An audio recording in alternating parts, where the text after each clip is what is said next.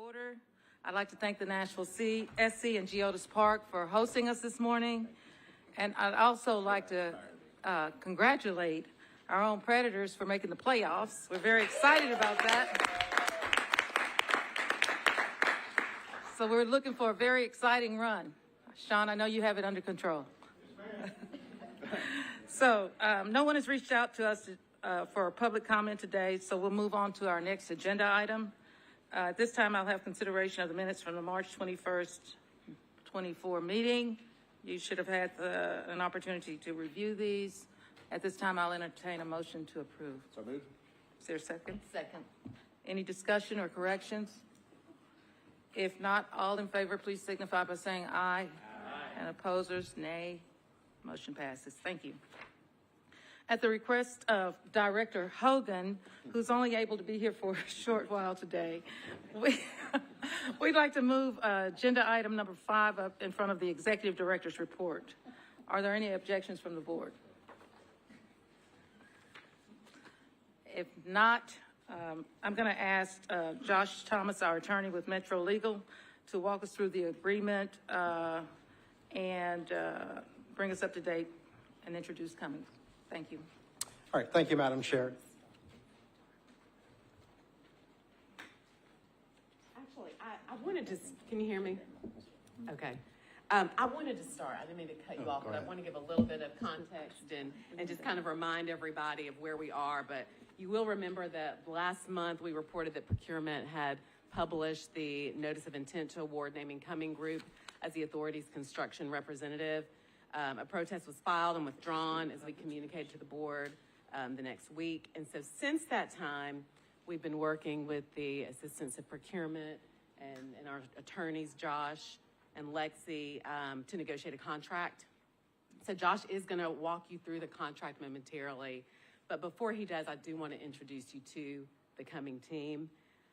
If you look in your binders towards the back, there's a tab that says Cumming Management Group, and there's a one-pager on the group, and it introduces not just Cumming, but also gives some insight into their broader team, which has contributed to projects like the Sphere in Las Vegas, UBS Arena, Citi Field, Kauffman Stadium, which is the home of the Kansas City Royals, and also Nashville SC's training facility. Two of the key team leaders, Joe Satkamp and Heather Hill, are with us. They're on the front row. I don't know if Carol is here. I don't see her. But Carol Greenlee is a name and a face that you'll remember from Geodis Park, and so we're excited that she's also part of that team. But Joe and Heather, do you want to introduce the rest of your team who's here with you today? Absolutely. I'll speak loudly. Got me there. I have David Arnoff with us today. He's a program manager with us, as well as Joe Satkamp, who is the lead for Cumming for all of Central Division, and he will serve as a principal advisor. I do want to mention, it is in the one-pager, but Sterling Project Development, Carol was mentioned. Happy to have her on the team. Ed Henley and Pillars, Kelly Brockman, and then Pendulum Architecture as well form out our team. So thank you.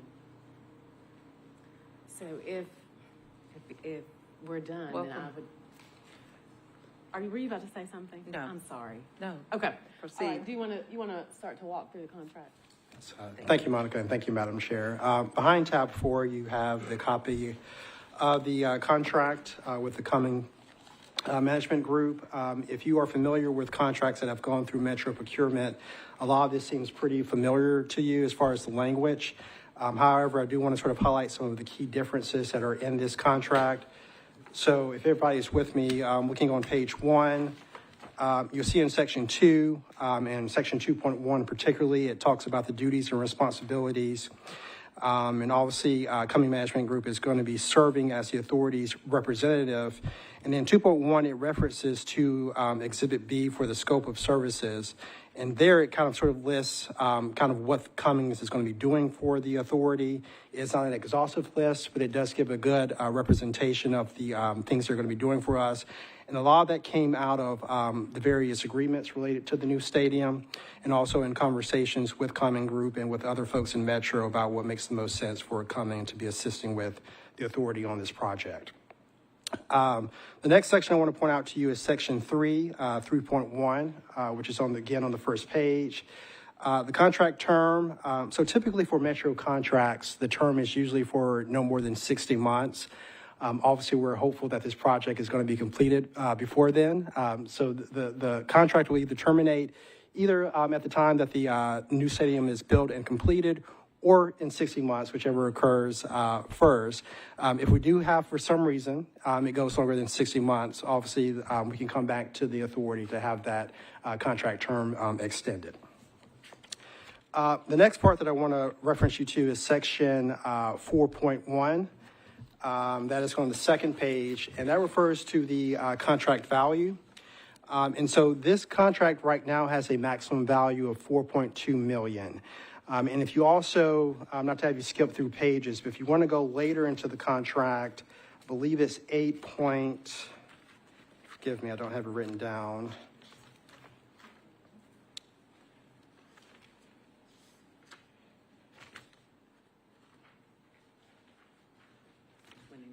Is it 29? Yes, 8.29. This is the not to exceed amount. So the way this contract is currently, the way that it's written is that there's a maximum value of $4.2 million. So the services that Cumming will provide during the duration of this contract, the cost will not exceed the $4.2 million amount.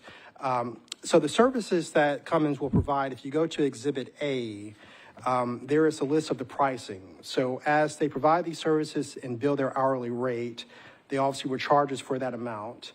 And then obviously that would be deducted as we come down from that $4.2 million total amount. If for some reason it gets to the point where we are hitting up against that $4.2 million amount, the way that the contract is currently written is that the authority's liability for payment does not exceed $4.2 million. Obviously, if circumstances are warranted and the parties agree, we can come back and change that amount. But right now, it is $4.2 million. The other thing I also want to mention with respect to that $4.2 million amount is if you go back, and again, sorry to have you flip through here, but going back to Section 4, and specifically Section 4.8 about reimbursable expenses, Cumming will obviously have some folks, they've got some folks here that are local, but there may be other folks that are involved that may be coming from elsewhere, or some of their contractors may be coming from elsewhere. And so they have asked that they also be able to use up against that $4.2 million amount to have reimbursable expenses. And so the way that this is structured is that Metro has a travel policy that basically limits the amounts that are available. And usually for any contract that Metro enters into, if there are going to be reimbursable expenses, we require those contractors to abide by Metro's travel policy. So that is attached as an exhibit to this contract, and Cumming will be required to adhere to that policy. And the other notable point is that right now there is a $50,000 max to what can be reimbursed under that agreement. So for travel expenses, and if there are any other sort of ancillary expenses that Cumming incurs related to their work, the maximum right now is $50,000. And again, that is included in the $4.2 million. So that's not in addition, that is included in the $4.2 million max. I'll stop there if there are any questions. Josh, is the $50,000 reimbursable expense subject to the $4.2 million cap, or it is in excess of? Yes. It is. It is, Okay. yes. Can I say too, and this may be helpful because 4.2 may sound a little random, but the project budget has allocated $5 million for the authority's construction representative. So obviously the CPS and GHP teams have been serving us in the interim. And so as of the end of February, we had spent about $580,000 on project or construction rep fees. We still got to get through March and April. So that's kind of how the numbers play out, if that's helpful. Good. Other questions? Okay, Josh. All right. The only other thing I'll probably note is Section 5 that talks about termination. So there is obviously a termination for breach. If there is any reason for us to believe the Cummings is not meeting their obligations under the contract, we can provide them with a 30-day, essentially a right to cure notice. If the breach is not cured within that time, we have the ability to terminate the contract. There's also a provision in 5.2 that says if for any reason there's lack of funding, the authority also has the ability to terminate the contract. But other than that, most of the other terms within here are pretty standard, but if you have any other specific questions, I'm more than happy to answer those. Great. Okay, so at this time, we will consider approval of a resolution approving the agreement between the Sports Authority and Cumming Management Group, Inc., to serve as the Sports Authority construction representative for the construction of a new enclosed NFL stadium. At this time, I will entertain a motion to approve this agreement. Move to approve. Second? Discussion? Questions? If not, all in favor, please signify by saying aye. Aye. Opposers, nay. And the motion passes. Congratulations to the Cumming team, and we look forward to working with you. I also want to acknowledge GHP and CPS, Ron and Jim. It's been a pleasure. You all have been delightful. We thank you so much for all you've done. Appreciate the opportunity to work with you. And also for your construction during GEODIS. You've been a great partner. Thank you.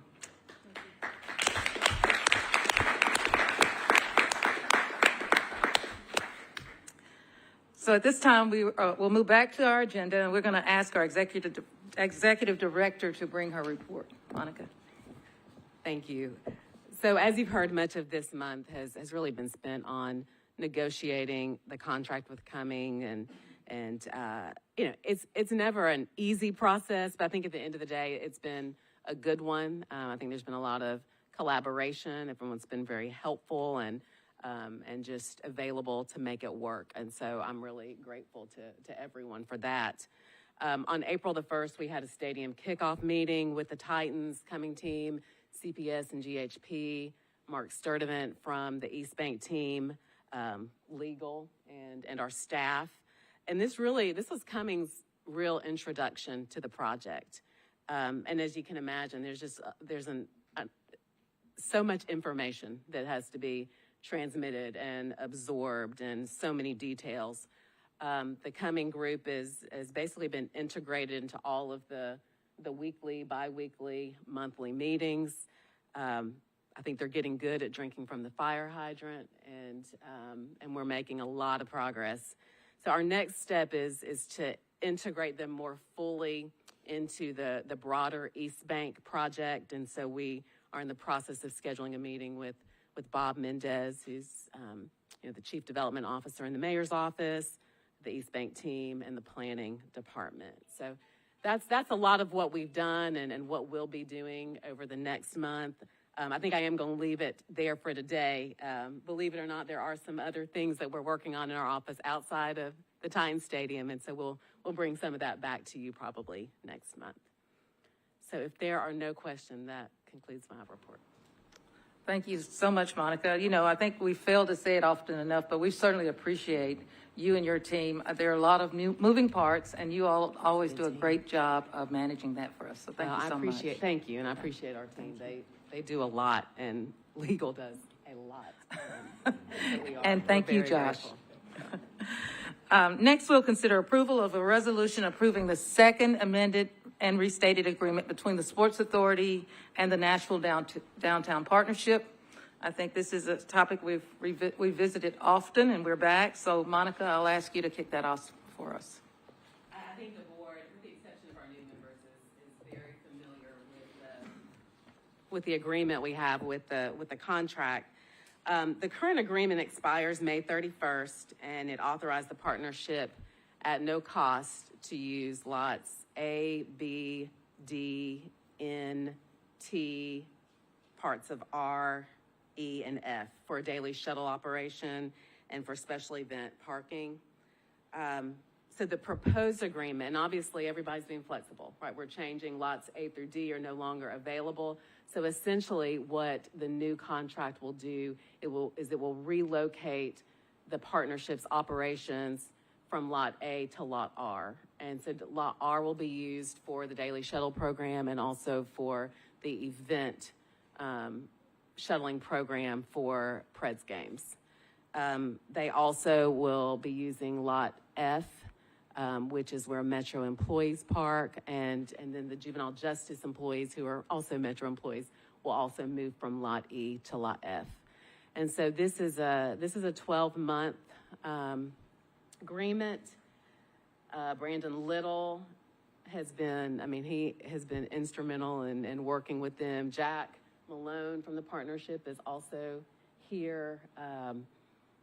If you look at the contract, it looks like a lot for what I've just said, but that's essentially what it does. We're just we're trying to prolong and continue the program as long as we can with all that's going on over at the stadium. Great. Any questions or comments from Monica? And I know if you have any operational questions that Jack can answer those as well. So at this time, if you don't mind, let's get it on the floor. Let me move it, and then I'll open it to discussion. Thank you if you'll hold that for one moment.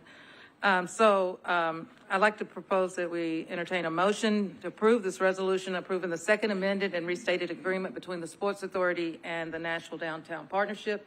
Can I get a motion? So moved. Second? Second. Discussions. Thank you. My question is, I know you said we've done this one before. Is it because of construction movement that we have to kind of hold it for a year or hold it for 6 months? Like, why can't we just balloon it for a minute and give it, an extended period of time? Yeah, so typically, I think the agreements have been for 3 to 5 years, and there have been extension options. But yes, because of everything that's going on the site, I think that area is not going to be available, for Eventually. Yeah, eventually. So I think we're in the spirit of trying to prolong the program as long as we can and recognizing the value that it is to the city, then we want to continue to do that. And so we're glad that we're able to move it. Okay. And along those same lines, what kind of reduction will this initial step be in terms of our ability to facilitate that project? Will we have to reduce the number of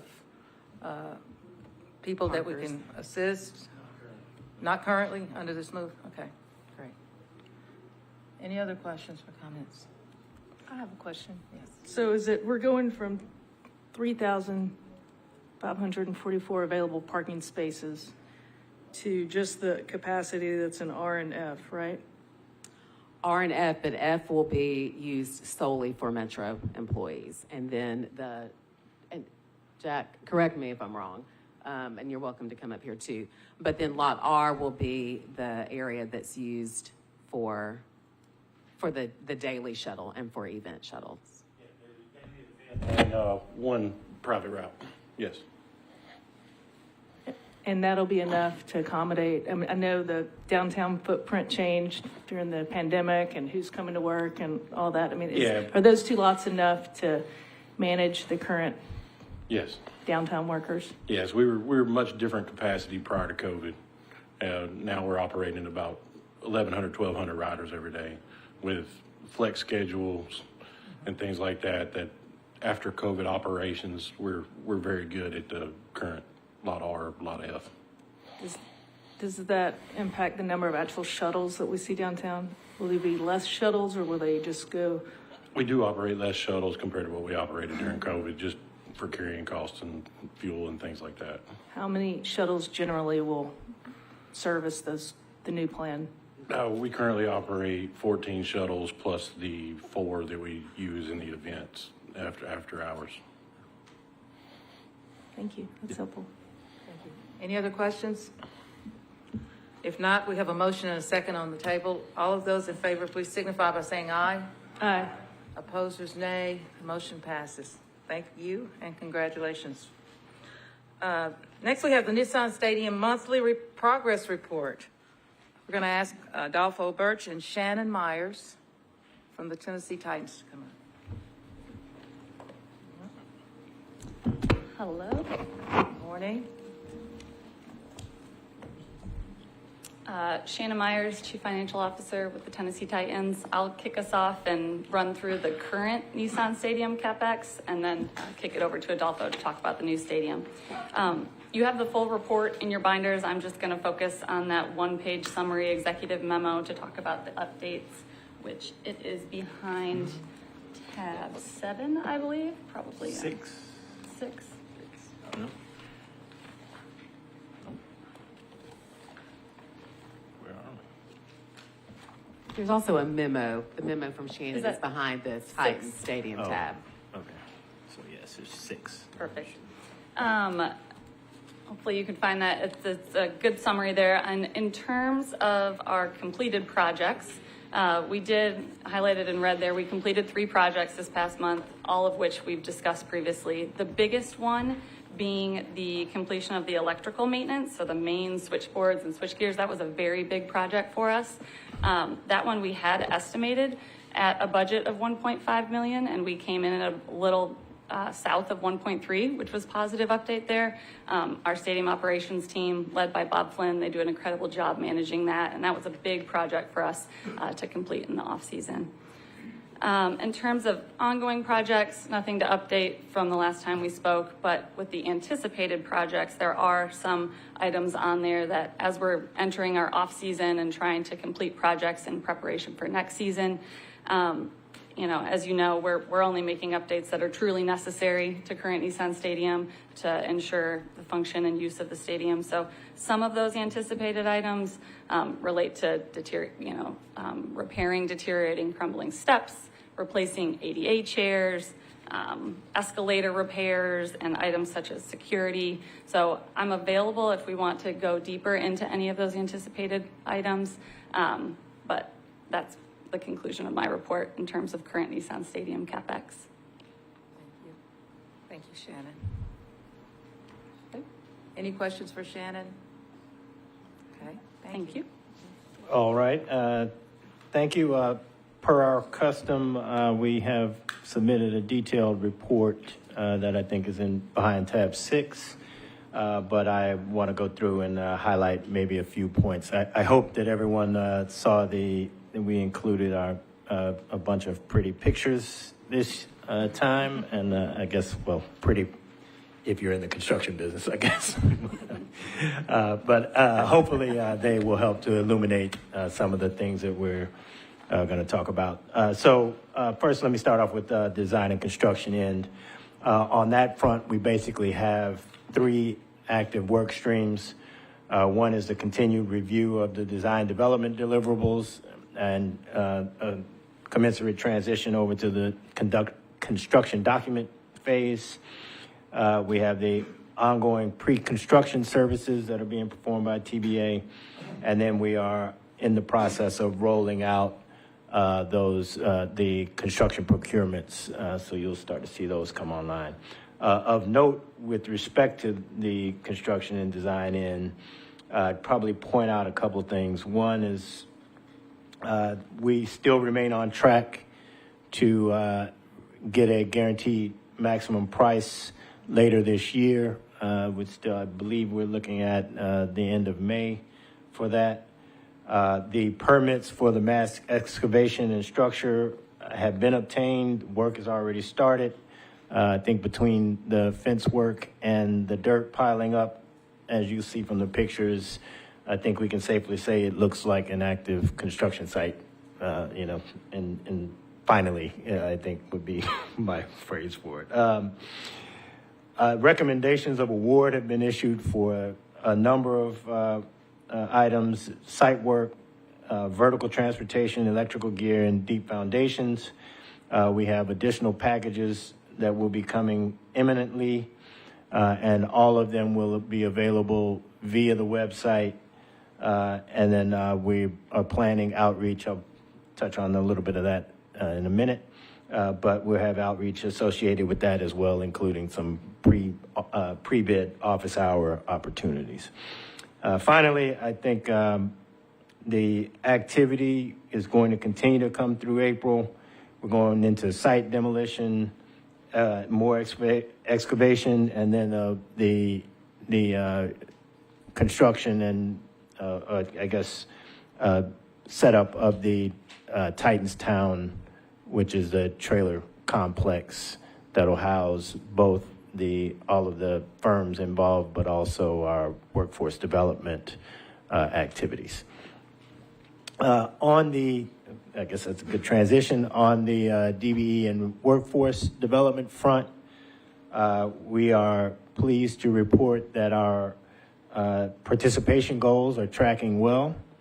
I think we previously reported, and it is holding true, that our design team is projected to come in at 28%, and we will be getting projections soon relative to the construction work once the contracts are finalized and fully uploaded into the system. I think you all know we are working with BAO to get everything put up into the B2G Now platform, which will assist all of us in terms of reporting and monitoring and being able to follow and track the participation progress and, obviously the project overall. On the workforce development end, we have some fairly exciting news. We started, or I should say TBA, started the first cohort of the workforce development program in April. That was a paid apprenticeship program. It includes specialized training. The participants receive a full set of Black & Decker power tools. And we are happy to report that several of the participants have already received job offers to work either with TBA or with Jones Brothers. And once the training is complete, there is a graduation ceremony, I believe, next week, in which those attendees and participants can be honored and given their certificates. On the infrastructure end, wrapping up, hopefully, but the Piedmont project is nearly complete. I believe they're in the restoration phase. The Colonial Gas is in process. It looks as though that will be finished and concluded in May, toward the end of May. And on the sewer pump station, we're actively working to get the final design and pricing concepts for the regional pump station, with the expectation that work will start toward the summer. Project budget. We have spent thus far a total of $110,587,744 through the end of March. For the last approved pay application, which was for February, the project spent a total of $6,058,254. Two other things I want to kind of note. One, on the East Bank, obviously you are aware that the development agreement was approved earlier this week by council.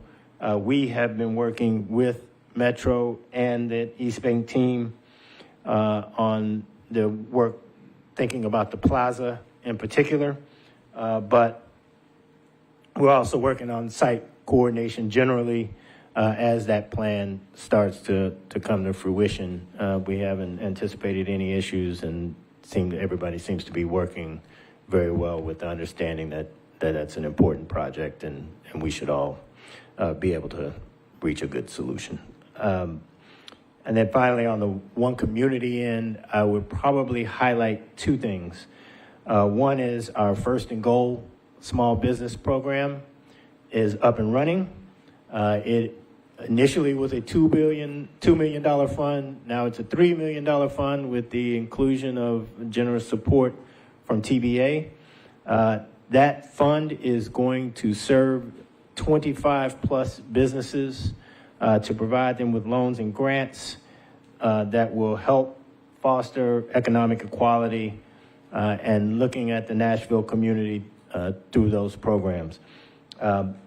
Applications will be submitted as part of a process. They'll be reviewed, and the grants and loans will be awarded via a selection process.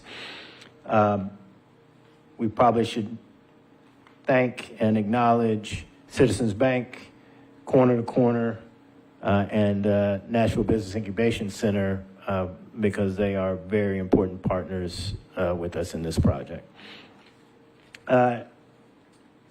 The last thing I probably would highlight is a mental health initiative, which we did announce as part of the One Community program with a group called Cheat Code Foundation, and that project is very exciting.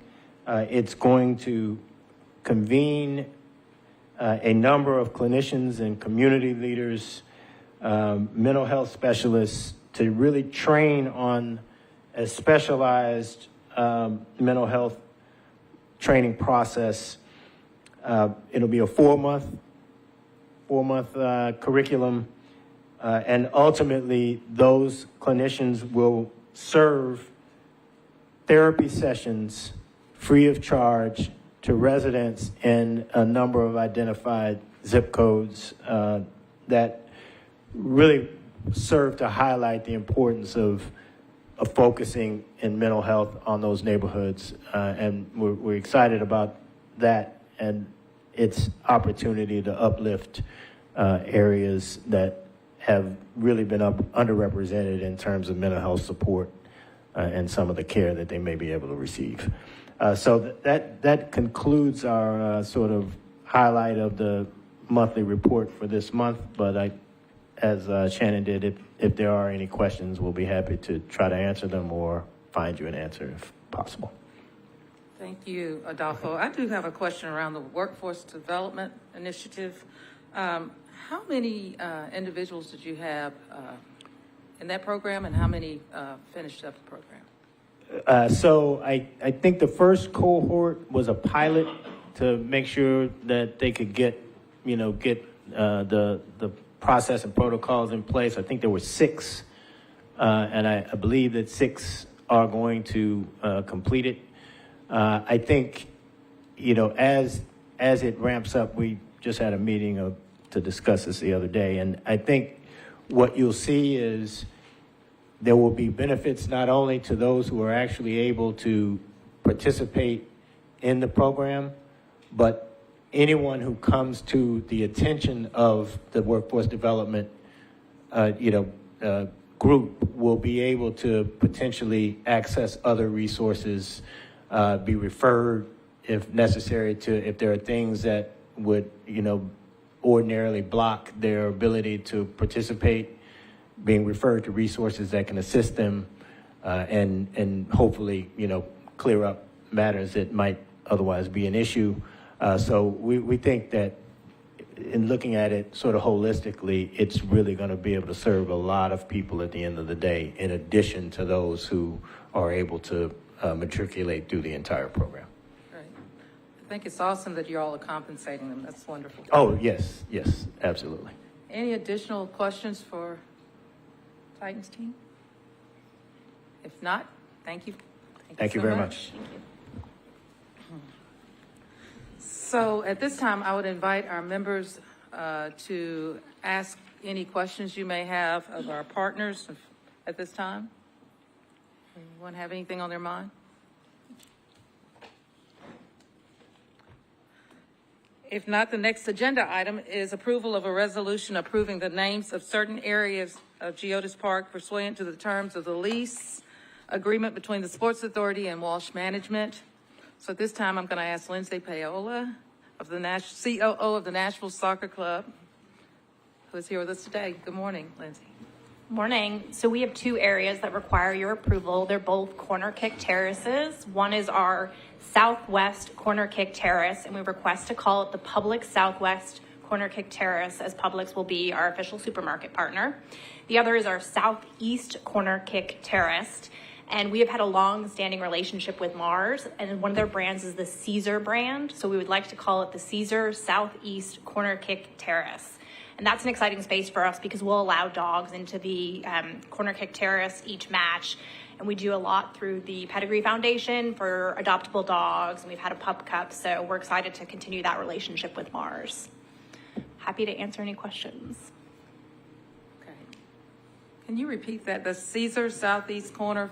It's a name fault. It's the Caesar Southeast Corner Kick Terrace. Corner Kick Terrace. Okay, Yep. that's what I was missing. Okay, great. Can't say that 10 times fast. Okay, so as the board knows, unless there is some particular reason that we do this as a matter of formality. So if you don't have any concern, I would entertain a motion to approve renaming of this space to the Caesar. Thank you. Is there a second? Okay, any discussion? All in favor, please signify by saying aye. Aye. Opposers, nay. Congratulations. Thank you. And there's 2 terraces, I should clarify. So you both were approved? Yes. Okay, perfect. Thank you. Thank you. Good morning, Ian. Good morning. Yes.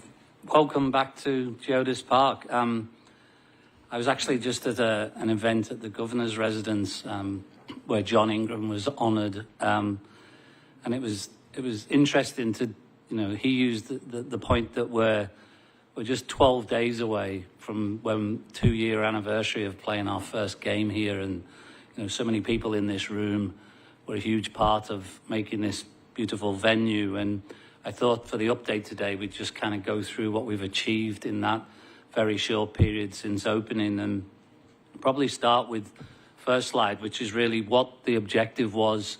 Of course, we had the team at this point. We'd graciously been allowed to play at Nissan Stadium for 2 years. But when we started the team, when I came here in 2018 from Europe and asked John what his vision was, particularly around the stadium, he made this point that this is his home, it's where he grew up, and that the city was changing, year by year, week by week, and that the community that was old Nashville and the community that was new Nashville were very different, and we wanted to build something that was truly sort of for everyone in Nashville.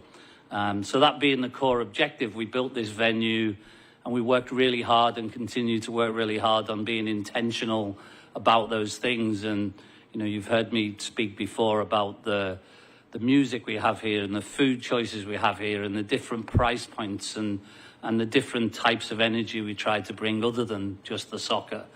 So we set off with that journey in mind, and just wanted to share some sort of standout statistics. We're the largest soccer-specific stadium in the United States, and it's interesting that some of our colleague teams in the league have just had stadiums approved. New York City, NYCFC have just had their new stadium approved. Inter Miami have had a stadium approved. The new team that will join in 2025 in San Diego, stadium approved. And all of them are smaller than we built here. So new teams coming to the league are still building in the low 20s. And we built 30,000. Nashville, go big or go home. And we had a lot of raised eyebrows. And I'm so proud of everybody that our average crowd in the 2 years has been 28,000.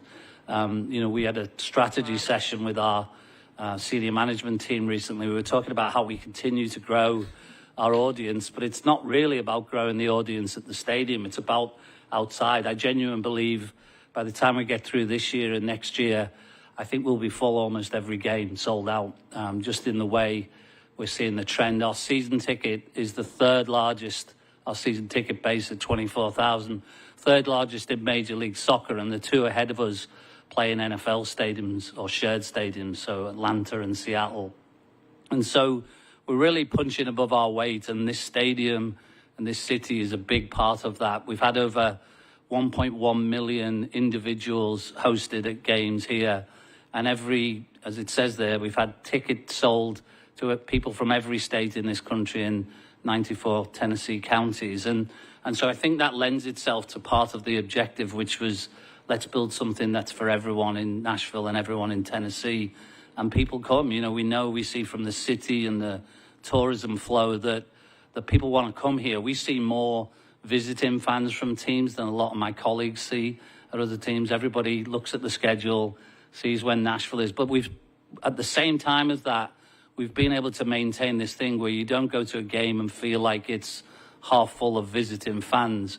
Even for the final, which I'll talk about, where we hosted the Leagues Cup final, I think everyone felt it was going to be a sea of pink for Lionel Messi. What we actually saw was a huge amount of Nashvillians and Tennesseans at the game. I think there were some people cheering for Messi and Nashville. As a purist, I don't really understand that, but we were the only team in Major League Soccer, I have to say, that when Messi came out, our fans booed him, which is great. You know, it shows that we're just for Nashville. But it was an amazing event, you know, in a very short time. And I've been in this sport for 26 years this year, and to get to a final in such a short time is a huge achievement and great testament to our soccer team and the people on the technical side. And, you know, to host the first professional pro-level sports final here in Nashville at this amazing venue. It was the highest grossing match ever between two MLS teams. Incredible. I think it was actually beaten last Saturday by Sporting Kansas City, who played against Miami and moved their game from their own stadium to Arrowhead and sold out. But we held it for a little while. We almost held the trophy as well, went down to penalty kicks and down to goalkeepers' penalty kicks, which is a first for me. But really amazing. And you know, for people to come from throughout Nashville, throughout Tennessee, but also from all these other places, it really shone a light on this city and this sport in this city, and the numbers of reach and media value and all those things were really off the chart for this league. And we've become, you know, in certain areas of what we do, I can tell you that the commissioner of MLS, Don Garber, sent John and I a text on the anniversary of the team being announced back in February. And he said that, you know, this league would be nothing without Nashville now. You guys have made such a sort of statement. When you come, you do things differently. You continue to perform. And that's thanks to everybody, the people on my team, but, you know, the Sports Authority, the city, and everyone helped us. And it's been an incredible journey for us. And I would say it's important to say it's not just about soccer. When we build these venues, you know, they cost a lot of money, they take up a lot of space. And I think it's really important to bring them to life every day for the city and for other uses. And we have this great relationship with the fairground and Fair Park, and we're able to coexist within that relationship. And, you know, Lindsay and the team have driven so much other things. Our concerts, we had 3 sellout concerts this year, hope for the same this year. And it's been really interesting for us to see demographically who that audience is different. It's almost a completely different audience to our soccer audience. And, you know, 90% of concert goers, as I said there, had not been to a soccer match, which is incredible. And then to see, we did a study of how many people come from out of state. And of course, what that tells you is people are coming and they're spending money on other things, hotel rooms and restaurants in the city. And people came from all over. And we saw, you know, the Pink concert just blew the doors off, just because it was loud and fun and fantastic. But it had everything that we expected in terms of who came and what that split was. Big female audience, incredible. And we want to really continue to tap into that. And then another big side of the venue, and actually one of the reasons we're in this room instead of one of our beautiful lounges upstairs, is this place is busy every day. There are people coming and bringing, and we've had, you know, truly huge companies, JP Morgan hosting an event, CAA, Icon, Aon, others from around the world and around the country.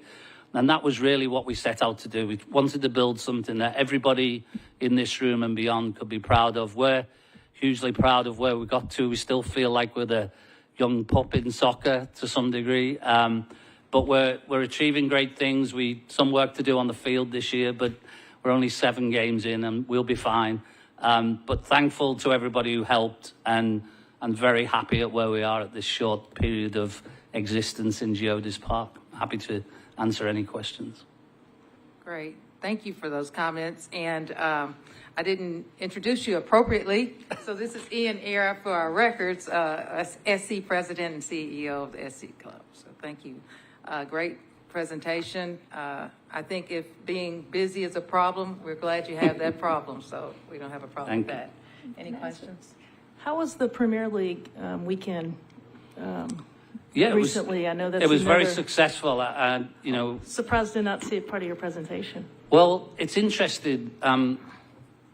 MLS actually sees the Premier League very much as a competitor, right? Because we're vying for space and spend and dollars, and typically that sort of show that they bring to cities tends to not want too much MLS involvement because they're trying to promote an alternative product.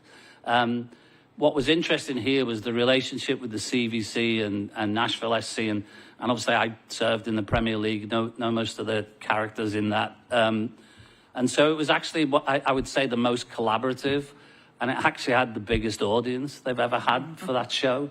So they had more registrations, I think 28,000 registrations to attend the event, which blew away anything they've done. They've done these in LA, Philadelphia, New York. I mean, it really was incredible. And we saw real value from it. We saw an opportunity to connect with fans who maybe haven't been at our games, who are big soccer fans, and we had an opportunity to interact with the league. We did a panel. I did a panel with some other people from the Premier League.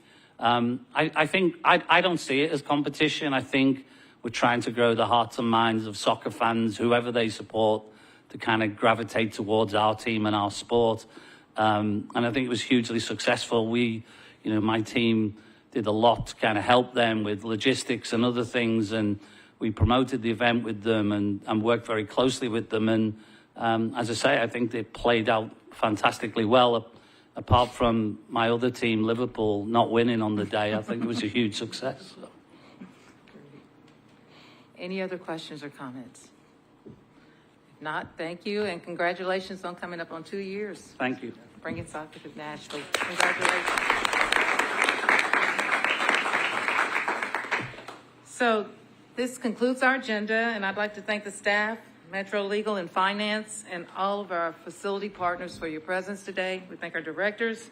Our next meeting is scheduled for Thursday, May 16th at Bridgestone Arena, and we do anticipate a Finance Committee meeting that morning, so you will hear more about that.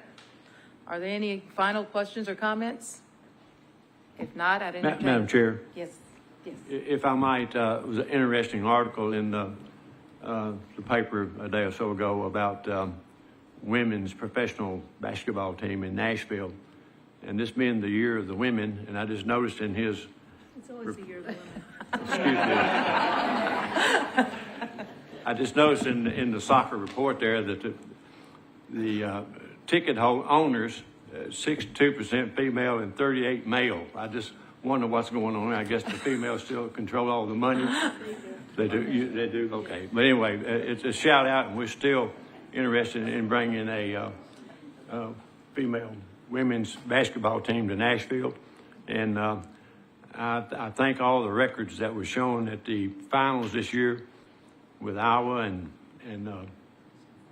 Connecticut, that those TV viewing things says a lot, and I can't wait to see that in Nashville.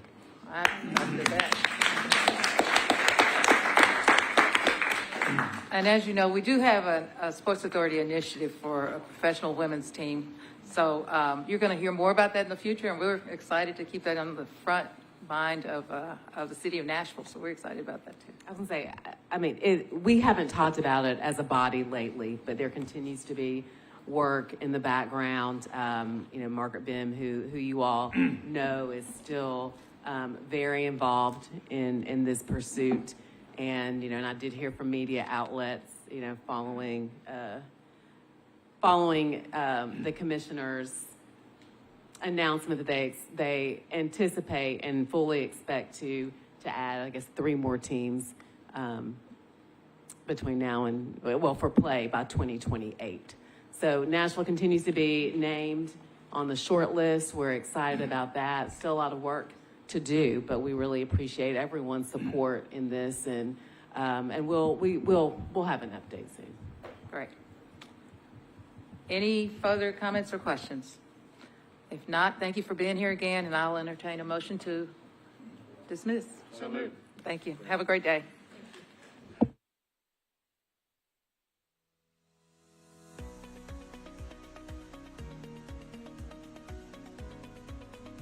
This has been a service of the Metro Nashville Network. If you would like to see this presentation again, or for more information on this and other programs, visit nashville.gov.